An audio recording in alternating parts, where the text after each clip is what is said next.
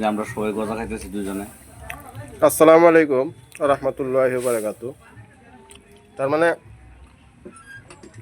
Hotel একটা ঢুকছিলাম, ঢোকার পরে নতুন গজা থইতাছে বানায়া, তখন মনটা মানলো না, দুইটা গজা নিলাম। এই যে এরকম বড় বড় বন্ধুরে গজা। থইয়া বন্ধুরে থইয়া মানে মনটা চাইছে না খাই, এটা লেগে দুইটা গজা লইয়া পড়ছি। খুব স্বাদ করছে গজা। দুই বন্ধু মিলে খাইতেছি ইনশাআল্লাহ। গজা স্বাদ আছে মস্ত। গজা যেরকম নাম, খানা তেমন মজা। গজা নামেই মজা, মাশাআল্লাহ খুব স্বাদ। তো খানা খাওয়ার পরে কিছু আলোচনা আপনার কাছে করাম।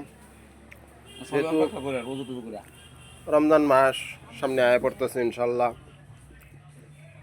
তো রমজান মাস আসার আগেই দিনের বেলা তো আর খাওয়া যাইব না কিছু, তো এই জন্য খাইয়া লইতেছে ইনশাআল্লাহ।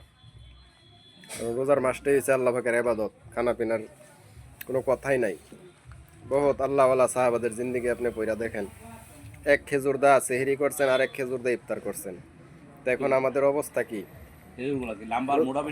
হ্যাঁ, কি জানি রোজার মাস আসা মানে আমাদের খানা বাইরা যাওয়া, কিন্তু আসলে না, এই রমজান মাসে খানা কম হইতো।